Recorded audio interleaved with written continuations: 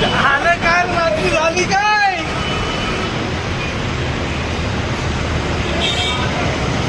Conductor चला आतमध्ये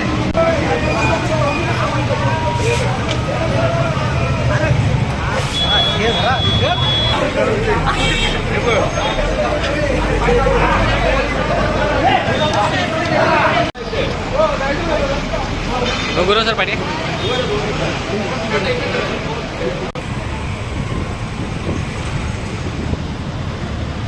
चला पुढे हळू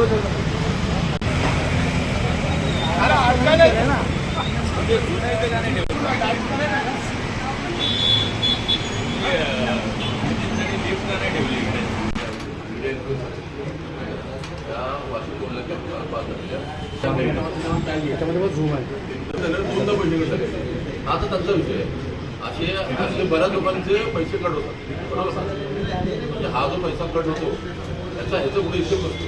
पहिली गोष्ट कसं कट होणे चुकीचं आहे बरोबर. दोनदा पैसे कट होणं चुकीचं आहे आणि हा पैसा हा थोडक्यात आम्ही म्हणतो हा ब्लॅक मनी हा काळा पैसा तुम्ही जमा करताय. अजून काय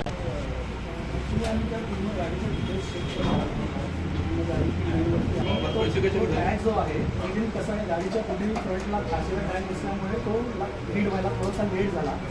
इन बिटवीन त्याच्या अगोदर ते सांगा नंबर तर तुमच्याकडे आहे ना डिस्प्ले ना पूर्ण ओपन बरोबर नाही तो फास्टॅग रीड कार नंबर असतो नाही तुम्ही मला पैसे भरता तुम्ही हे जे म्हणताय ना पैसे तुम्ही रिफंड करता हे पूर्ण खोटं आहे. नाही, तुम्ही खोटंच असं आहे, करत खोटंच नाही. आहे, खोटंच आहे. हे तुम्ही आम्हाला फसवताय.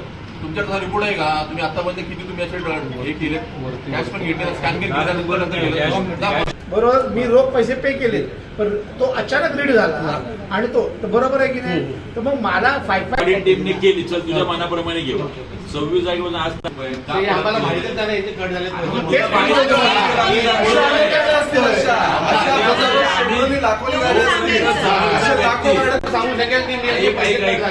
शकेल पूर्ण जणांचे होत असतील.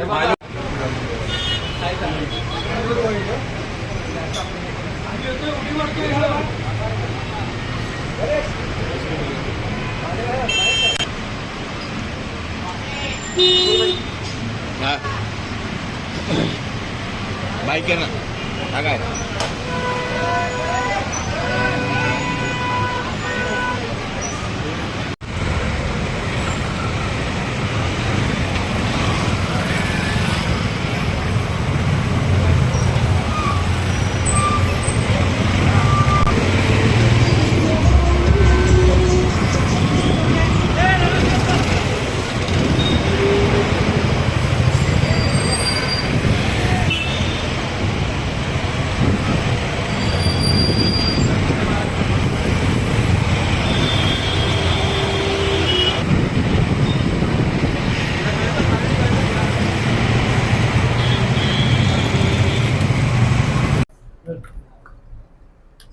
ओके सर आज ते तुम्ही निवेदन द्यायला आलो ते एकंदरीत प्रकार काय घडलेला होता आणि ते काय काय म्हणता या लोकांना. सोशल मीडियाच्या इन्फ्लुएन्सर आहेत अंकिता वालावलकर. त्यांना कोकण आर्ट गर्ल म्हणून त्या इंस्टाग्रामला असतात किंवा युट्यूबला असतात.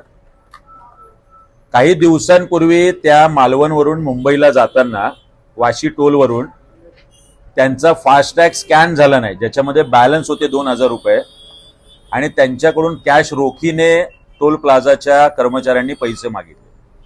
पैसे दिल्यानंतर पुढच्या 2 तासांनी मुंबईत गेल्यानंतर फास्टॅगच्या अकाउंटमधून सुद्धा त्यांचे 45 रुपये डिडक्ट झाले. मला वाटतं हे दुहेरी टोल आकारणं हा प्रकार या माध्यमातून समोर आलेला आहे. ही आर्थिक फसवणूक आहे ग्राहकांची नागरिकांची. ती गोष्ट अमित साहेब ठाकरे यांनी काल मला फोन करून लक्षात आणून दिली आणि आज मनसे नवी मुंबईच्या माध्यमातून त्याचं एक निवेदन आम्ही दिलंय. जर बॅलन्स आपल्या फास्टॅग मध्ये असेल तर आपल्याकडून रोखीने पैसे न घेता तात्काळ वाहन सोडलं पाहिजे आणि नंतर तुमच्या बॅलन्स अमाऊंट मधून पैसे डिडक्ट केले पाहिजे असा शासन निर्णय सांगतो. तरी सुद्धा रोखीने पण पैसे घ्यायचे आणि त्याच्यानंतर बॅलन्स मधून पण फास्टॅग मधून डिडक्ट करायचं.